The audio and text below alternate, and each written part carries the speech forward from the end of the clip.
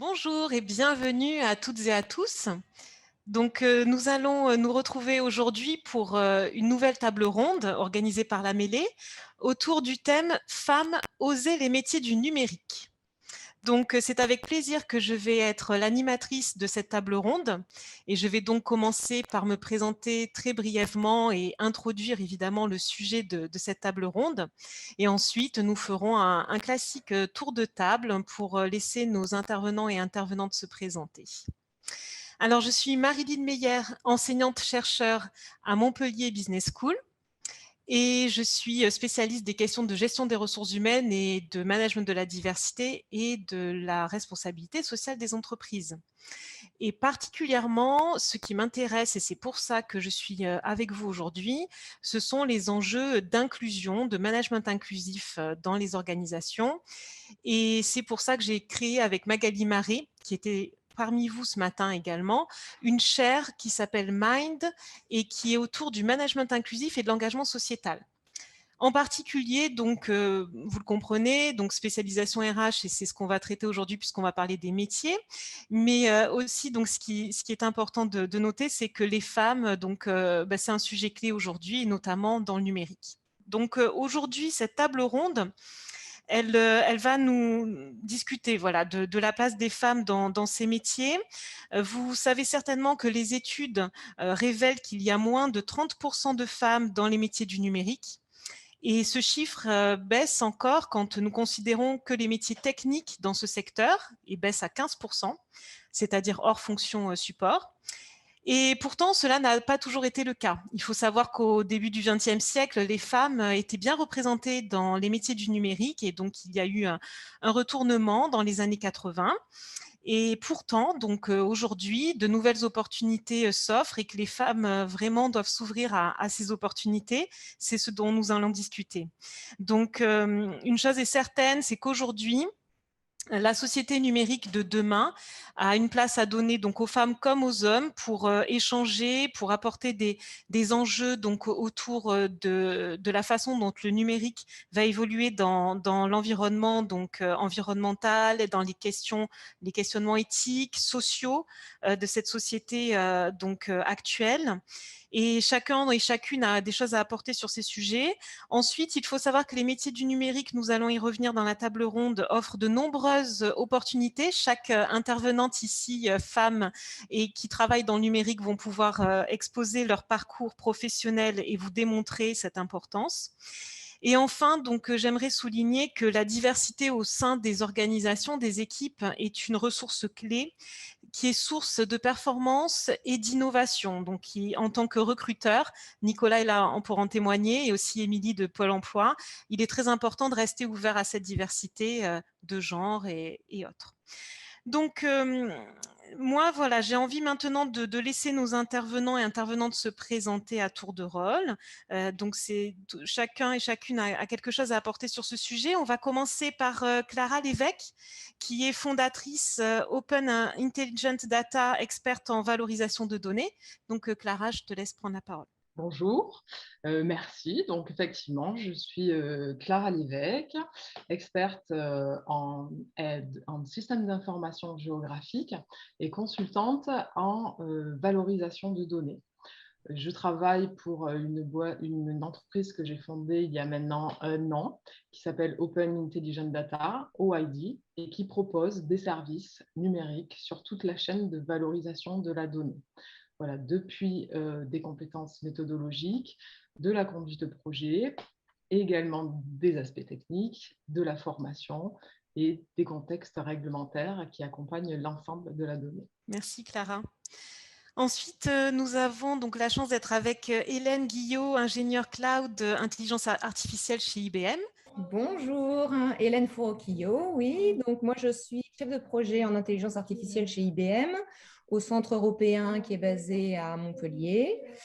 Et j'ai à la fois un rôle organisationnel et technique. Donc le centre dont je fais partie est un centre de 250 experts sur tout ce qui est matériel et logiciel autour du numérique. Et donc moi je m'intéresse plus particulièrement à l'intelligence artificielle. Et un sujet très chaud cette année en ce moment, c'est tout ce qui est éthique de l'IA. Très bien, merci Hélène, on en reparlera certainement. Solène Pandaleux, qui est ingénieure informatique et géologue chez Schlumberger. Bonjour Solène. Oui, bonjour. Effectivement, je suis informaticienne et géologue chez Schlumberger. Donc, je suis plus précisément dans le contrôle qualité. Je vérifie que le logiciel fonctionne comme prévu pour que le client puisse l'utiliser comme il faut. Et pour cela, j'utilise le code informatique pour tester le logiciel. Alors, on a également donc la présence aujourd'hui de Nicolas Bertrand, qui aura donc cette posture de recruteur dans la table ronde et qui est directeur général de l'Océan. Bonjour, merci. Nicolas Bertrand, effectivement. Donc, j'ai créé l'entreprise IOCéan il y a maintenant une vingtaine d'années.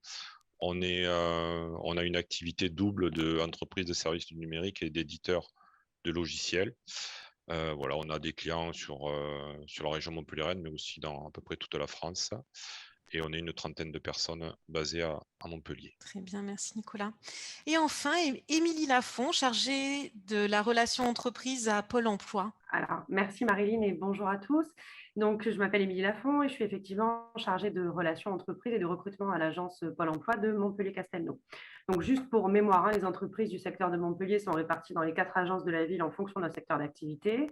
Par exemple, on va avoir hôtellerie, restauration et transport pour Méditerranée, Mas de Gris le bâtiment, Cévennes va gérer l'intérim et le santé sociale. Et à Castelnau, on s'occupe entre autres des entreprises du secteur numérique et des administrations.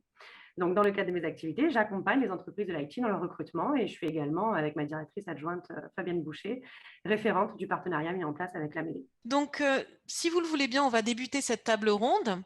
Donc, en commençant par le point de vue du recruteur, donc Nicolas ici présent va nous exposer ses enjeux au regard des femmes dans son activité.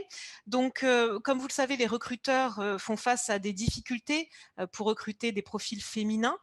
Donc, le marché est assez tendu par rapport à ces métiers. Donc, est-ce que c'est bien votre cas, Nicolas? Est-ce que vous pouvez nous donner un éclairage sur votre positionnement? Vous venez de recruter, vous nous l'avez confié, 2 profils féminins récemment.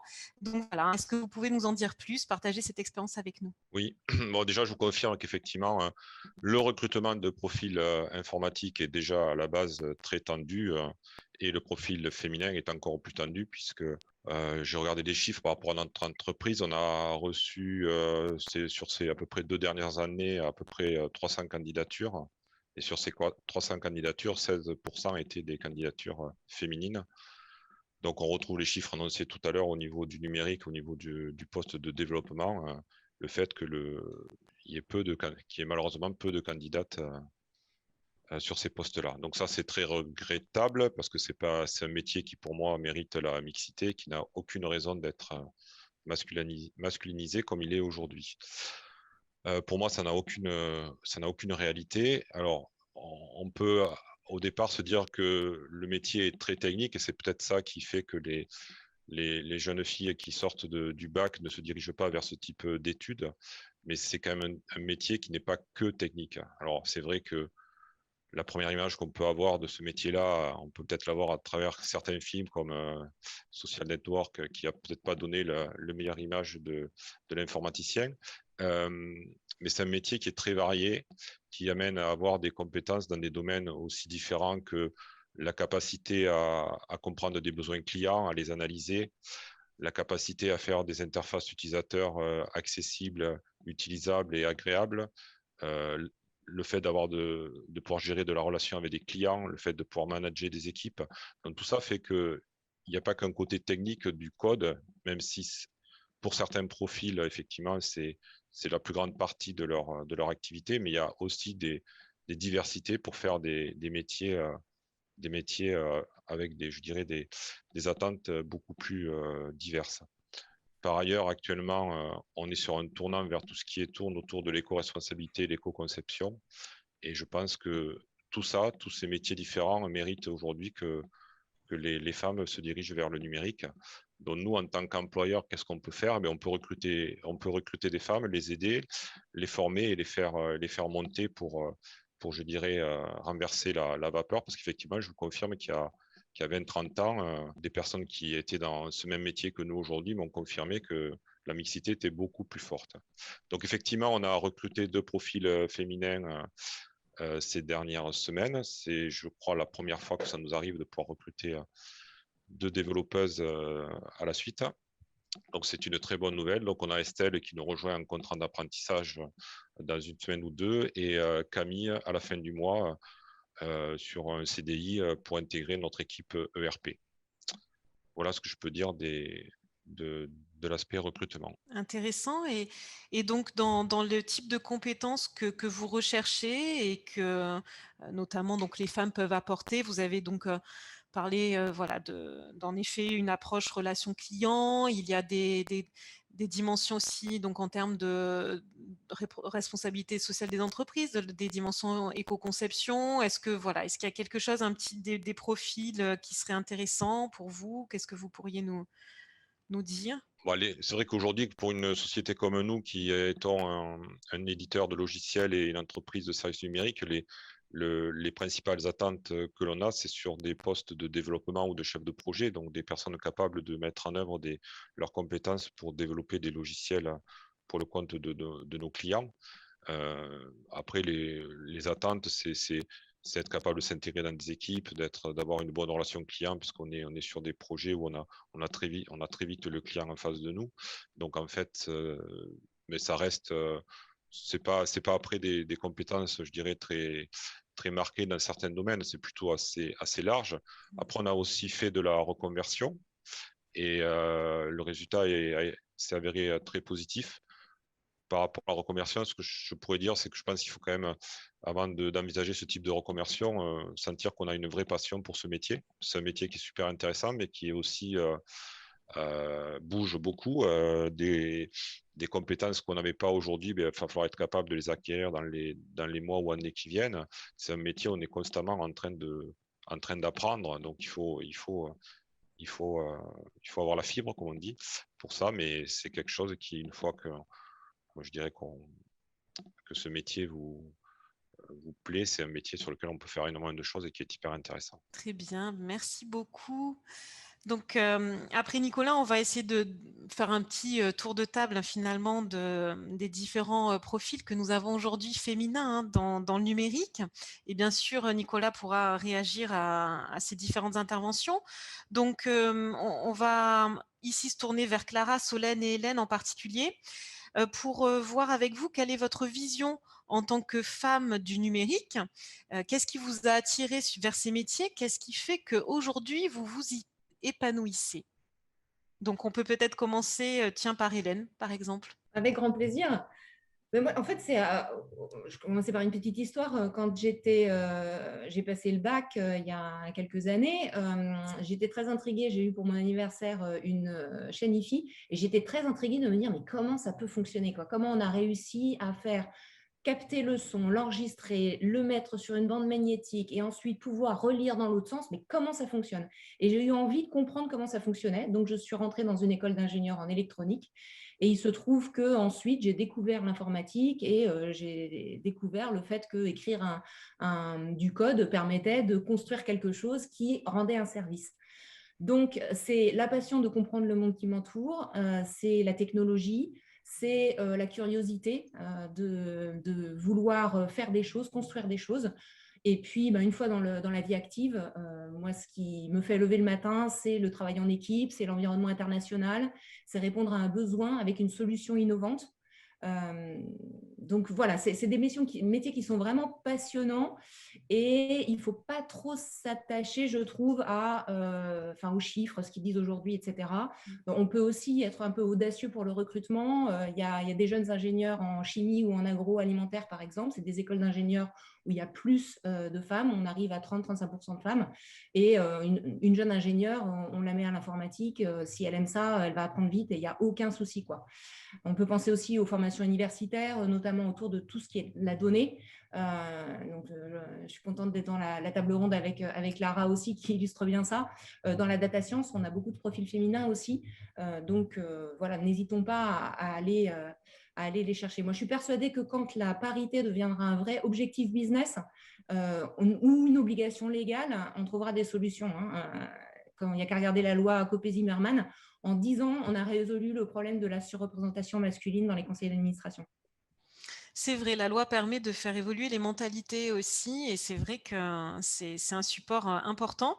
Après, il y a le comportement, comme vous le dites, Hélène, des acteurs, à la fois des recruteurs et en effet des collaborateurs et collaboratrices qui travaillent ensemble, qui montrent finalement que des réussites sont collectives et qu'on soit femme ou homme finalement. Donc, c'est ce à quoi nous devons réfléchir.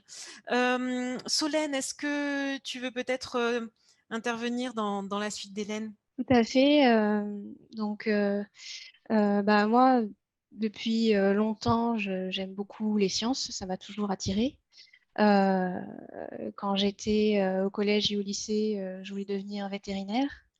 Quand je suis rentrée en classe préparatoire, j'ai changé d'avis finalement.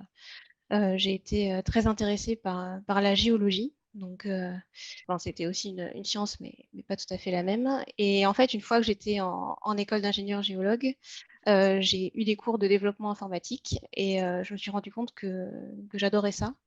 Et du coup, j'ai pu me spécialiser en fin d'études sur le développement de logiciels appliqués à la géologie. Et ce qui m'a permis après de me faire embaucher par une boîte dans laquelle j'exerce mes deux compétences. Et donc, je trouve que c'est une super opportunité et ça fait écho un peu à ce que disait Hélène, qu'il y a des femmes qui sont ingénieures en chimie, en agronomie.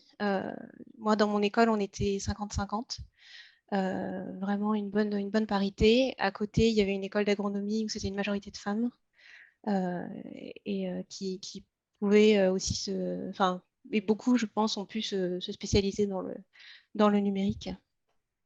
Et dans le futur, effectivement, les métiers numériques prennent de plus en plus de place et on peut avoir commencé un parcours dans un domaine différent et finir dans le numérique sans aucun souci. Moi, dans mon entreprise, j'ai des personnes qui sont rentrées en étant uniquement géologues et qui sont arrivées dans notre département, donc département logiciel, et qui maintenant travaillent avec nous dans ces métiers-là. Oui, Solène, et donc oui, c'est ce qui est important de noter. Émilie va certainement revenir là-dessus, c'est qu'il y a des passerelles aujourd'hui de plus en plus importantes entre les différents métiers, des complémentarités, de l'hybridation de compétences, et donc c'est pour ça qu'il faut absolument pas se mettre de frein et s'ouvrir en effet vers ce type d'opportunités dans le cadre de son parcours professionnel, comme tu as pu le dire, Solène. Et toi, donc, finalement, qu'est-ce que tu trouves le plus attractif aujourd'hui? Dans quoi tu trouves ton épanouissement dans tes activités en particulier? Alors moi, c'est vraiment le sentiment de faire partie d'un métier qui est utile pour le futur. C'est un métier très, très innovant et de pouvoir utiliser ma double compétence et évoluer là-dessus. Donc, je travaille dans une entreprise qui est une entreprise de services pétroliers qui commence à s'orienter vers les énergies nouvelles. Donc, ça aussi, c'est extrêmement motivant, extrêmement stimulant pour le futur parce que ça nous incite à nous former, à continuer à nous former et enfin, ça nous démontre que le numérique est toujours là et continuera dans le futur, quoi. Et dans tout métier, il y a de toute façon une dimension numérique aujourd'hui, dans tous les cas, et ça va se renforcer dans le futur. Merci beaucoup, Solène. Est-ce que Clara, tu peux à ton tour donc nous expliquer comment tu es venue dans ce secteur, qu'est-ce qui t'a attiré et ce qui finalement aujourd'hui te fait rester dans ces activités-là? Alors moi, j'y suis arrivée par hasard. J'ai envie de, de répondre à ça et je vais rebondir sur la dernière notion que vous venez d'aborder, sur la notion de compétence.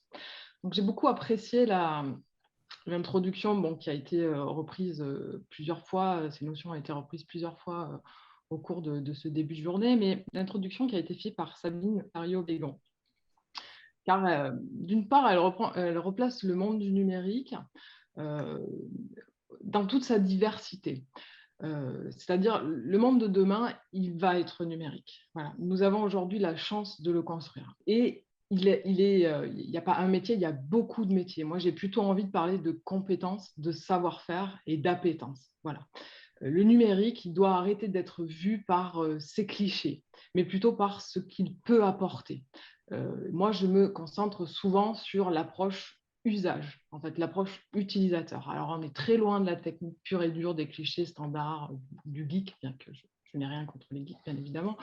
On est très loin de cette approche. Alors, je vais rapidement vous raconter mon histoire. Donc, comme beaucoup d'ados, orienté par le CIO et par élimination, puisque on procédait par cette méthode pour choisir dans quelle voie je serais le mieux, j'ai finalement décidé par me former en forêt, en gestion forestière. Donc oui, voilà, moi à la base, je suis sylviculteur. J'ai appris à couper des arbres, gérer des arbres. Alors, couper, c'est un peu compliqué pour moi, on est d'accord, mais il faut quand même savoir le faire pour derrière pouvoir gérer ça comme il faut. Alors la forêt est un métier très transverse. Pourquoi? Parce qu'on aborde beaucoup d'enjeux, autant économiques, écologiques, de protection, de gestion des risques, de biodiversité, de desserte, d'aménagement, et était à l'époque technologiquement, informatiquement parlant, était déjà très en pointe. C'est-à-dire que sur un chantier, par exemple, la tête d'abattage, enfin, la découpe était directement, les volumes, les essences étaient directement envoyés à la scierie pour pouvoir calibrer qu'est-ce qui allait être amené comme bois et qu'est-ce qu'on allait pouvoir en faire. Je me suis formée dans ce domaine et j'ai découvert par hasard les outils cartographiques qui m'ont permis de voir comment on pouvait se localiser sur le terrain, organiser comment on allait sortir les bois, quelles essences nous avions, à quel endroit, quelles zones étaient à protéger, quels risques étaient à anticiper. Hein, le feu de forêt, on connaît tous ce type de notions. Donc, j'ai découvert ces outils qui permettaient aux acteurs de répondre à des enjeux opérationnels, organisationnels et techniques. Donc, ce domaine m'a paru assez passionnant et j'ai naturellement basculé vers le monde du numérique tout en gardant mon approche métier, donc ma vision usage et utilisateur. Alors, rapidement, bien évidemment, par des formations, ça ne se fait pas tout seul. Je vais souvent dire naturellement, mais ça ne se fait pas tout seul. Il faut quand même se prendre par la main, faire quelques petites formations, plus ou moins conséquentes, parce que rapidement est arrivée la notion de technique, de volume de données, de comment je valorise ces informations. C'était une évolution naturelle, mais que j'ai pu accompagner. Donc, la filière était bouchée, la filière forestière, donc je n'ai pas pu travailler en forêt, et j'ai décidé de m'orienter vers donc la cartographie en capitalisant sur cette expérience en forêt que j'avais vécue, c'est-à-dire partir du besoin métier, du besoin utilisateur et voir comment les outils informatiques, alors là en l'occurrence la cartographie, venaient répondre à différents métiers. Donc j'ai pu reproduire cette expérience sur des domaines, alors j'ai travaillé dans plein de domaines, que ce soit dans l'économie, dans les transports, dans l'agriculture, bon, il y en a énormément puisque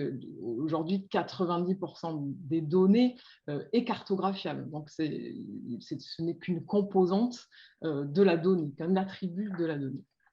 Donc, j'ai passé ensuite 15 ans comme salarié. Donc, j'ai d'ailleurs travaillé pour la région Occitanie, qui est aujourd'hui sponsor de cet événement, et une plateforme de mutualisation d'informations et de connaissances.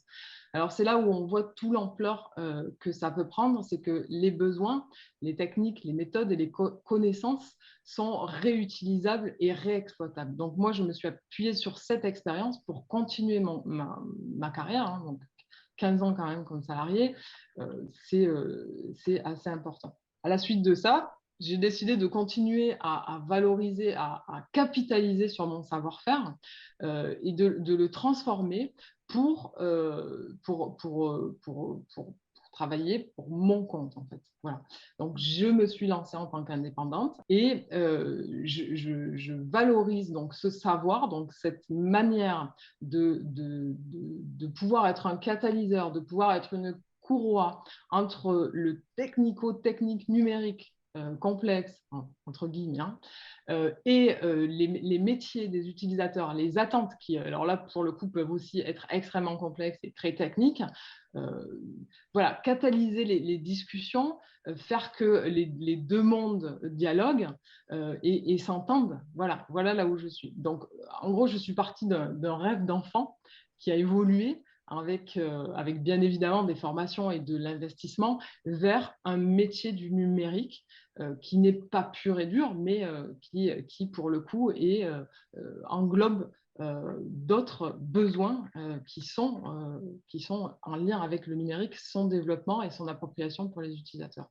Donc, je continue à évoluer, bien évidemment, parce qu'il y a beaucoup d'opportunités et j'ai beaucoup de passion aussi. Hein. J'ai pas mal d'idées en permanence. J'ai notamment réalisé une formation en big data pour obtenir une certification en conduite de projet. Donc, encore une fois, ça s'est fait de fil en aiguille hein, parce que en cartographie, on était déjà des data scientists d'une certaine façon. Donc, l'évolution était plutôt naturelle que, pour moi de monter en compétence en pilotage sur ces projets en intelligence artificielle qui sont quand même un peu particuliers et dont la conduite peut légèrement diverger de projets numériques standards.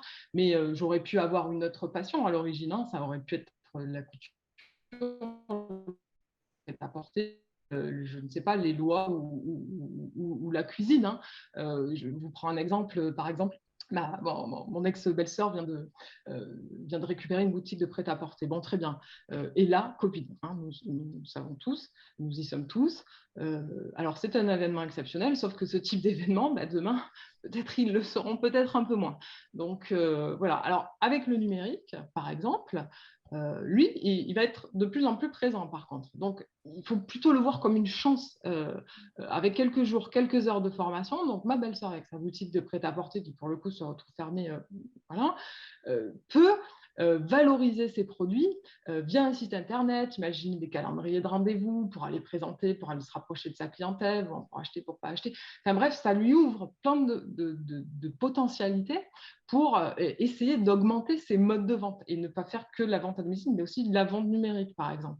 Donc, c'est à nous à réinventer nos métiers aussi grâce au numérique de demain. Donc, il est accessible, peu importe les rêves, j'ai envie de dire que vous avez, femmes, hommes, et quels que soient les domaines de prédilection, avec un peu de volonté, il est très vaste, vous y trouverez une place. Merci beaucoup, Clara. Donc, c'est vrai que ce que tu dis, là, il y a beaucoup de choses et c'est très riche en termes d'expérience. On voit que finalement, c'est vrai que le numérique, c'est des outils, sont des leviers hein, de nouvelles opportunités. Ce que tu as souligné, c'est que vraiment, il faut avoir cette ouverture pour transformer finalement des métiers, transformer des façons de faire et en trouvant le sens à ce que l'on fait et à l'usage de ces outils, en fait. Donc, toi, ce qui t'a animé vraiment, c'est la finalité, comme tu disais, voilà, qu'est-ce que j'en fais derrière et c'est vrai que voilà, il faut pas s'arrêter, c'est ce que Nicolas disait aussi en introduction, hein, à l'outil en lui-même et rester bloqué sur des fonctionnalités et se dire voilà la dimension trop technique des choses, puisqu'il faut prendre en compte tout l'environnement et surtout le sens à utiliser certaines méthodologies et c'est pour ça que vous pourrez être davantage incité comme Clara à vous former comme elle l'a fait sur le big data parce que vous en comprendrez toute l'utilité et c'est articulé à tout un projet finalement professionnel. C'est pas le voir de façon isolée. Je voudrais continuer un petit peu la discussion avec vous. Donc, on a bien compris ce qui vous anime, pourquoi vous êtes dans ces voies-là, on va dire, professionnelles. Maintenant, est-ce que vous pouvez nous en dire un peu plus pour que l'on comprenne bien vos environnements, quelle place vous occupez dans ce secteur et particulièrement dans vos équipes? Est-ce qu'il y a des barrières? On le sait bien, les études, je suis la première concernée par les études donc autour des barrières, à la fois l'accessibilité des femmes à ces métiers et même aux études, on l'a dit avant, mais aussi après en entreprise. Est-ce que vous avez rencontré des barrières, des freins? Comment vous les avez dépassés? Donc, c'est ce qu'on aimerait partager aussi un petit peu avec vous. Donc, je ne sais pas, là, je laisse la parole un peu libre à toutes les trois. Qui veut parler là-dessus? Moi, je veux bien commencer. Donc, dans mon entreprise, au niveau du logiciel sur lequel je travaille, on a à peu près 3 types de postes. Donc, on a des développeurs et développeuses informatiques. On a des gens qui font le contrôle qualité, donc les tests du logiciel. On a les gens qui sont ce qu'on appelle les portfolios, donc qui gèrent tout ce qui est relations clients et mise en place du cahier des charges pour faire évoluer le logiciel. Et donc, la parité est différente selon chacun de ces métiers. On a une plus forte parité au sein des équipes de contrôle qualité et de portfolio. On en a moins côté développement. Donc, ça fait écho à ce que vous disiez en introduction. Moi, j'ai pu jongler. Au début, j'ai été dans un rôle de développeuse pure. Donc, j'ai fait des algorithmes de modélisation du sous-sol quand je suis arrivée dans mon entreprise. Et après, je me suis orientée vers le contrôle qualité, mais en gardant le côté développement, ce qui fait que je reste à cheval entre le développement et le contrôle qualité et le métier. Et en fait, je sens que dans mon entreprise, il y a vraiment des portes qui sont ouvertes pour que je continue mon évolution de par le fait de l'évolution permanente des métiers du numérique. Donc, ce n'est pas du tout un frein. Et niveau des barrières, il y en a eu. Donc, des barrières extérieures, je peux citer quelques préjugés innocents, on va dire, enfin, dits de manière innocente par des collègues. J'ai fait face à quelques personnes qui avaient tendance à m'ignorer de manière inconsciente, hein, mais effectivement à m'ignorer. Faut savoir que la plupart des gens sont quand même bienveillants et sont capables de comprendre si on leur fait la remarque, qu'on la leur fasse de manière directe ou indirecte. Beaucoup de gens comprennent, même les gens évoluent aussi de leur côté. Donc, au fil des années, j'ai vu quand même une évolution aussi au niveau de l'ambiance, au niveau des équipes. Et à côté de ça, des barrières intérieures. Donc, plutôt, je dirais, le syndrome de l'imposteur. Donc, l'impression de ne pas être à sa place, de ne pas appartenir à ce groupe et du coup, de ne pas faire du travail qui est bien. Mais ça, en fait, au fil du temps,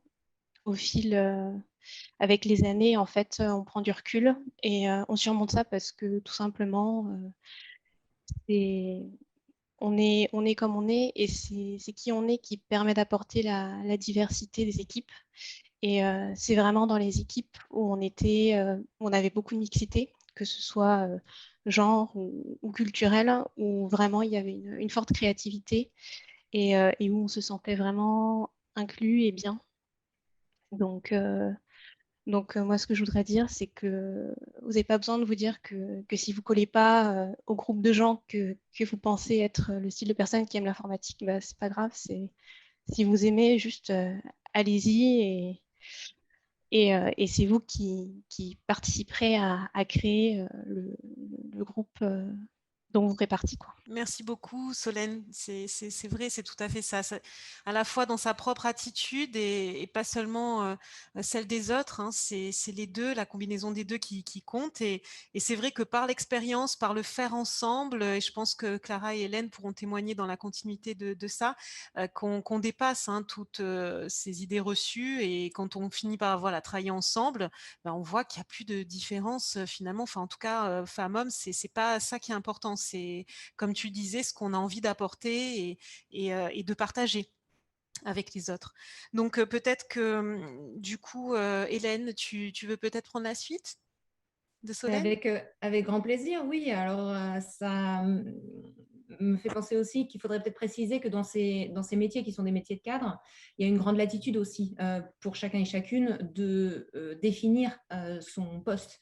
Certes, on postule sur un poste donné, certes, quand on prend la suite de quelqu'un, il y a un certain périmètre, mais on a quand même dans ce secteur une grande latitude. Et alors moi, je travaille dans un grand groupe, c'est encore plus vrai dans une start-up, dans une petite structure, où selon les problèmes qui se posent, selon les besoins qui arrivent, selon les projets qu'il faut mener, et selon la composition de l'équipe, il y a une grande plasticité. Et donc, on s'adapte. Donc, on change de rôle assez souvent, en fait. Hein. Ce n'est pas du tout compassé ou fixé. Donc, on ne s'ennuie jamais. Et moi, je sais que c'est un des grands moteurs de motivation, c'est toujours d'apprendre quelque chose, de faire quelque chose de différent. Et donc, dans les différents rôles que j'ai occupés, que ce soit développeuse, chef d'équipe, chef de projet, responsable hiérarchique, à chaque fois, il y a des choses à découvrir qui sont différentes, il y a des compétences à apporter qui sont différentes. Et donc, c'est effectivement une grande richesse d'avoir des équipes qui sont les plus variées possibles et dans toutes les dimensions. Aujourd'hui, on se focalise sur le genre, mais il y a d'autres dimensions aussi à prendre en compte et qui enrichissent les équipes et qui maximisent l'efficacité en fait, parce qu'on a plus d'idées différentes, on approche les choses différemment. En termes de barrières, dans un milieu qui est à 85% à peu près masculin, il faut quand même reconnaître que la cooptation masculine marche très bien et donc elle peut être une barrière. Comme on a en plus moins naturellement la tendance à se mettre en avant, à s'auto-promouvoir, à bien parler de toutes nos réalisations, mais ça peut être une barrière, il faut le reconnaître. Et donc là, je reviens à mon propos initial, la parité doit être un objectif business, drivé comme tel, avec des indicateurs et que tous et toutes portent. Ce n'est pas uniquement le bâton de pèlerin des femmes. Tu as bien raison de le souligner, Hélène, et c'est le cas aujourd'hui, heureusement, dans la plupart des entreprises, il y a cette dynamique-là de finalement, justement, ne pas enfermer ce sujet pour les femmes, mais de l'ouvrir aussi aux hommes qui sont concernés. Et Nicolas, je pense que tu pourras confirmer cette approche. Et d'ailleurs, Nicolas, est-ce que peut-être, avant qu'on laisse Clara s'exprimer là-dessus, en tant que recruteur, est-ce que tu le ressens, toi, ce phénomène de cooptation masculine? Parce qu'il y a un grand enjeu au niveau, en effet, du recrutement qui doit être inclusif, qui doit s'ouvrir finalement aux hommes comme aux femmes. Et c'est vrai que ce dont on parlait, donc, du renversement de situation et lorsque finalement les femmes ont quitté un petit peu ces milieux informatique, certains métiers en tout cas, c'est parce que justement les hommes ont eu tendance un peu à s'accaparer de manière générale certains métiers par cette voie de la cooptation. Qu'est-ce que tu en penses toi de cette approche? Enfin, je ne peux pas parler au sens général, je peux que parler de ce que moi j'en vois dans l'entreprise où je travaille, où je travaillais avant. Non, je ne le ressens pas. Je ne ressens pas ça. Après, d'ailleurs, moi, c'est Camille qui nous rejoint à la fin du mois est cooptée par un garçon. Donc, vous voyez, voilà. Le monde change. Super. Donc, non, je pense que pour arriver à renverser la vapeur, il faut faire en sorte qu'il y ait tout simplement plus de femmes qui se dirigent vers ces métiers-là, donc qui se forment à ces métiers-là, qui font des écoles qui se dirigent vers ces métiers-là. On peut pas arriver à avoir aujourd'hui, nous, on peut pas arriver à avoir la parité avec une candidate sur 10, quoi, pour faire à peu près.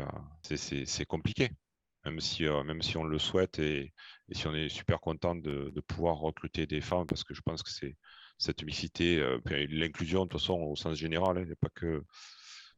On pourrait parler d'autres sujets, est essentiel, mais il faut régler le point de départ, c'est-à-dire donner envie aux femmes de faire ce métier ou donner envie aux femmes de se reconvertir, parce qu'effectivement, il y a sûrement d'autres métiers qui n'étaient pas destinés à faire de l'informatique qui pourraient être des moyens de reconversion, qui pourraient donner lieu à de la reconversion.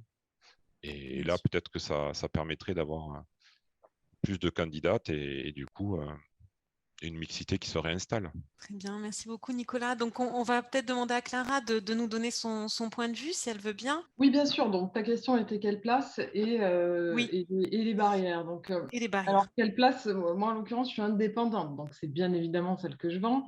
Nous sommes d'accord. Des fois elle est à prendre et des fois elle est à faire. Dans aucun des cas, mon genre n'a rien à voir avec ma place. Mes compétences métiers et mes qualités, oui, par contre. Être pragmatique, opérationnel, avoir un esprit très opérationnel pour organiser les choses, du tact, de l'adaptation, de la sensibilité, de l'empathie, des notions de protocole, des notions d'écoute. Bon. Alors, j'aime souvent dire, en rigolant, que j'occupe une place de plante verte. Mais des deux côtés, côté MOE et côté MOA. Parfois, je suis dans des réunions très techniques, technico-stratégiques, où j'écoute des suivis de projet, hein, tout simplement, hein, où j'écoute et je me dis, oh là là, mais mon utilisateur, il va faire quoi de tout ça? Il attend quoi au final? Ou mon développeur, mais comment il va faire pour comprendre ce que vous demandez à réaliser? Voilà.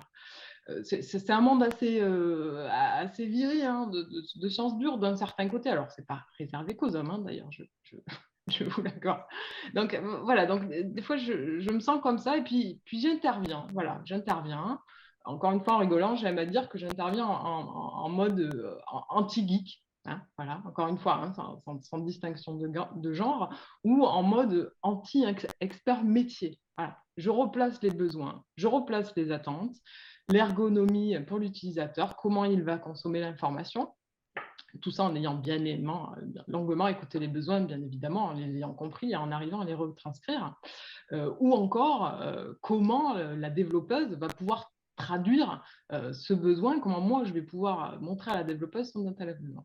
Donc en gros, je viens placer des petits grains de sable, des petits galets ou des billes d'argile, hein, selon le contexte, des compléments sur lesquels tout se joue parfois.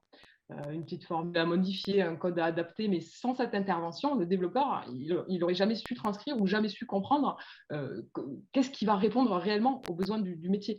Les jargons sont différents, il faut beaucoup d'écoute et une capacité de se mettre en situation. Et c'est valable dans les deux sens, hein. Encore une fois, il y a deux experts de deux côtés. En gros, j'amène de l'oxygène. Voilà. D'où la plante verte. Alors, pour en revenir aux barrières. Donc, effectivement, ça a été dit, hein, la première barrière, c'est bien évidemment celle qu'on se fixe, celle qu'on a dans la tête. Je pense qu'il faut vivre avec son temps. On est à l'ère du numérique et il faut s'aider, il faut se former et aller de l'avant. Voilà. Alors, les barrières que moi, j'ai rencontrées. Donc, déjà, la première, c'est la reconnaissance par le diplôme.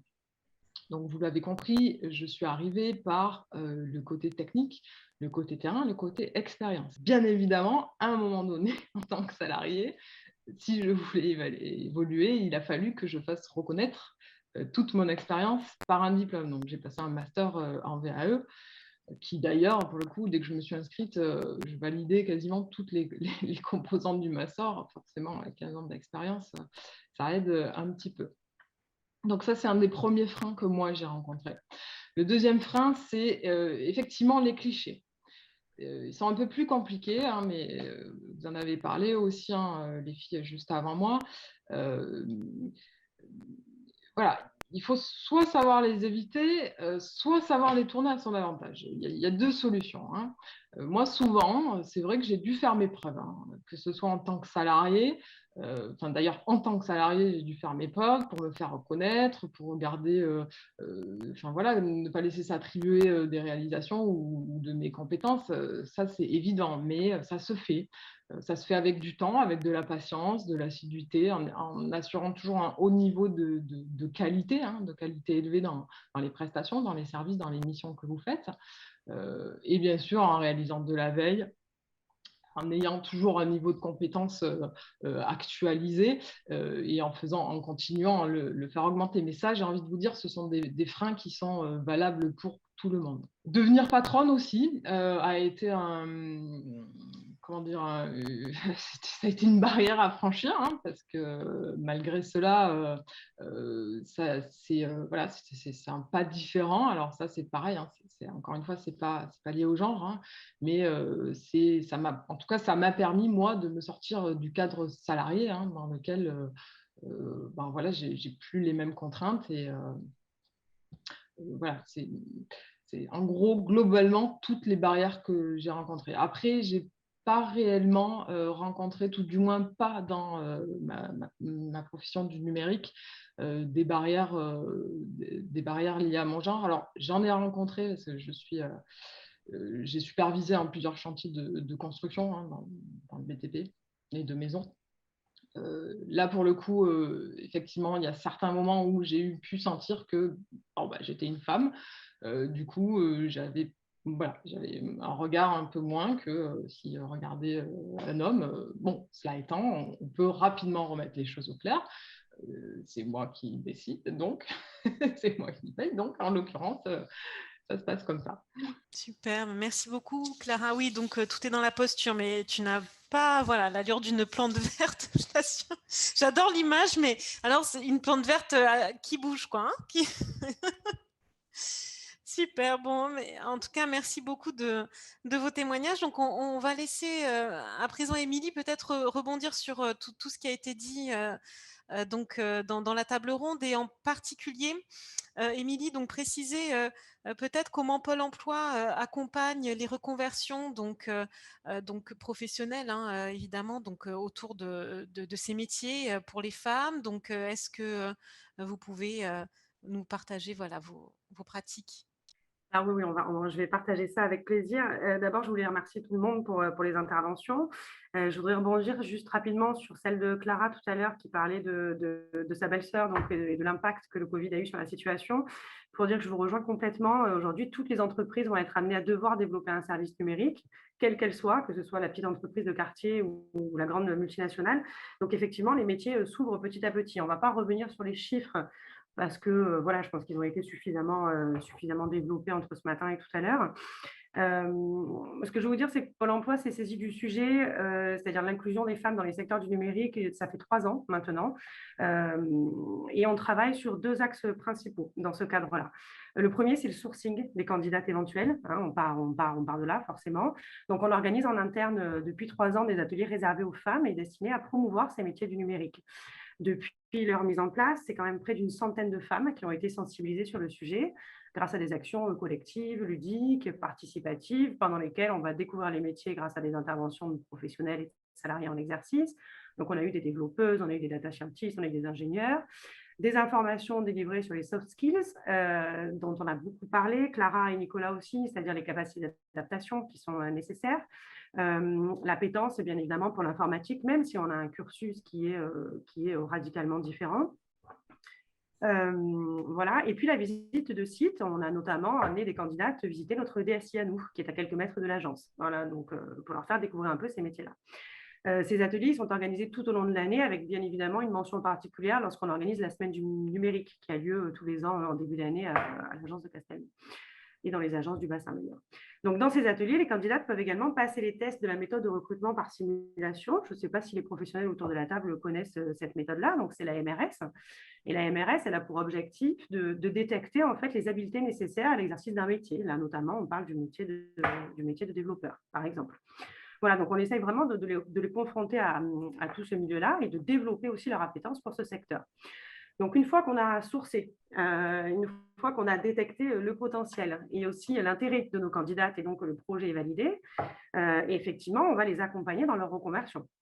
Donc là, le premier travail qui est mis en place en général, ça va être la recherche d'une entreprise volontaire pour les accueillir en immersion. Hein, il s'agit d'un stage, afin qu'elles puissent s'assurer de faire le bon choix vu la diversité des métiers qui sont proposés dans le secteur.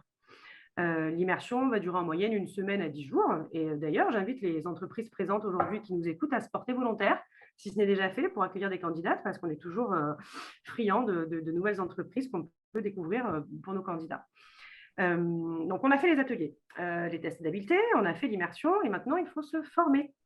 Alors, on ne va pas faire une liste exhaustive aujourd'hui des différentes formations et des financements possibles. Ça nécessiterait, je pense, de prendre 3 jours. Voilà, je tiens seulement à vous indiquer que l'offre de formation sur les métiers dont on parle aujourd'hui, elle existe et elle est présente sur un site qui s'appelle Me former en région.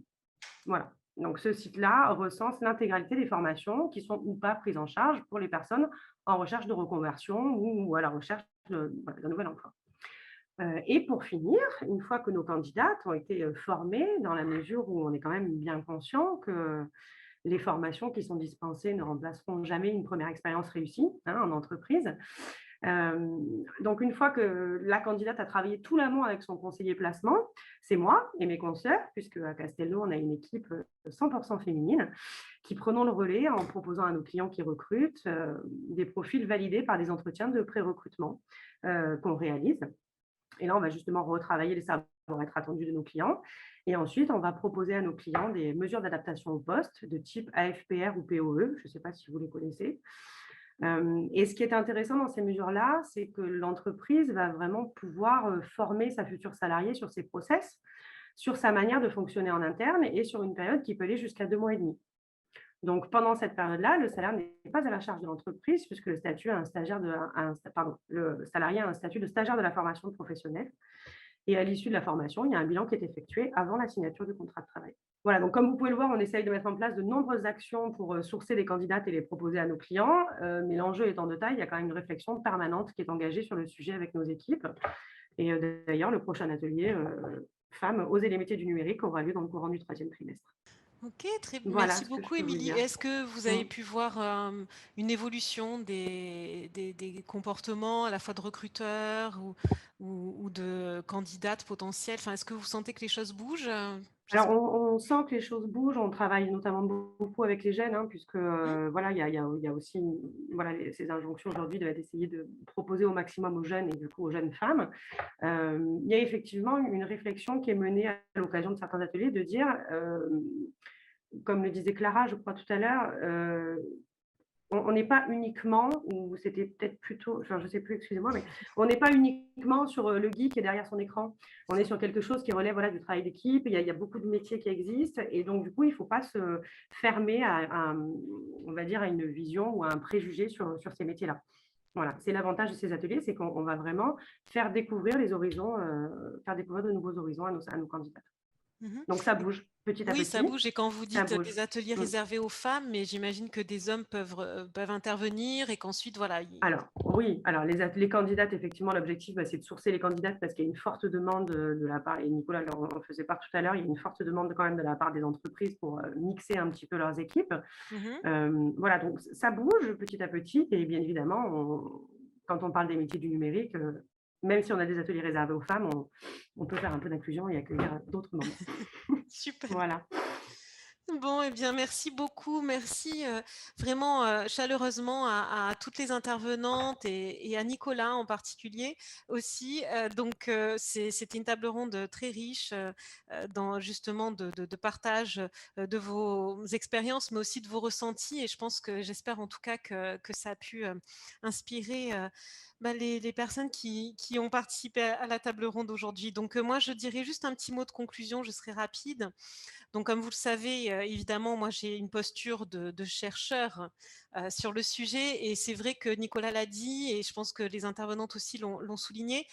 Voilà, aujourd'hui, on est dans cette visée d'inclusion dans les entreprises avec l'aide aussi, donc en effet, de Pôle emploi, de beaucoup de structures aussi associatives. J'imagine que vous avez aussi écho de supports que vous pouvez trouver dans le milieu associatif. On n'a pas eu le temps d'en parler, mais vous savez qu'il y a Women in Technology, il y a beaucoup de structures qui font bouger les choses aussi. Donc, cette démarche inclusive, elle est partagée par tout le monde et elle ne doit pas se limiter finalement à servir en effet les femmes. C'est dans l'intérêt de tout le monde et quelle que soit sa diversité. Donc, ça, c'est vraiment un message d'essayer par cette logique de faire évoluer les métiers, les représentations. Et bien, en effet, tout le monde est concerné par ce sujet, femmes comme hommes, et quelle que soit la diversité que l'on porte. Donc, je crois que c'est Solène qui le disait, venez comme vous êtes. Alors, ça ressemble un peu au slogan McDonald's, je suis désolée de citer une marque, mais c'est un peu ça l'idée, c'est apporter ce que vous avez envie d'apporter, suivez vos appétences, vos goûts, vos passions, tout le monde l'a dit aujourd'hui. Ne vous mettez pas de barrières parce que de toute façon, elles vont se dépasser justement comme on l'a dit, en échangeant, en s'insérant dans ces parcours et en faisant des rencontres, puisque je crois que là aussi, ça a été bien dit, c'est des échanges et des rencontres qui ont construit aussi les parcours. Et ça permettra donc d'avancer dans l'évolution des mentalités et encore une fois, construire la société de demain. Donc, voilà, je crois qu'on peut clore avec ce petit mot-là.